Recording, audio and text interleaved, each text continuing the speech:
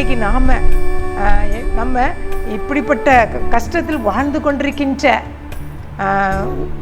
உபத்திரவத்தின் மத்தியில் வாழ்ந்து கொண்டிருக்கின்ற மக்களுக்காக, எத்தனையோ ஊழியக்காரங்களுக்காக நம்ம ஜெபிக்கிறோமா? நம்ம ஜெபந்தான் அவங்கள என்ன செய்யும்?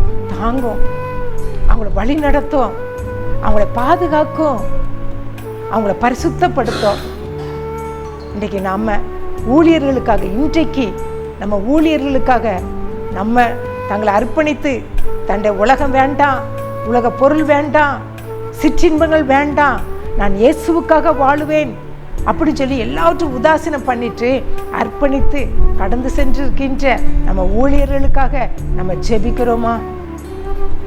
பாரத்தோடு ஜெபிக்கிறோமா? கண்ணீரோடு ஜெபிக்கிறோமா? அழுகையோடு ஜெபிக்கிறோமா? புலம்பி ஜெபிக்கிறோமா? ஏதோ ஜெப குறிப்பு வருது, ஏனோதான் என்று நம்ம என்ன செய்யறோம்? ஜெபிக்கிறோம், கடமைக்காக ஜெபிக்கிறோம். இந்த நாளில் நம்ம தீர்மானம் எடுப்போம். ஏசப்பா, எத்தனையோ கஷ்டங்கள், எத்தனையோ உபத்திரவங்கள் எங்க ஊழியக்காரங்களை அனுபவிச்சு கொண்டிருக்கிறாங்களே, நாம இங்க எப்படி இருக்கிறோம்? நல்ல சுகபோகமா நம்ம வாழ்ந்து கொண்டிருக்கின்றோம்.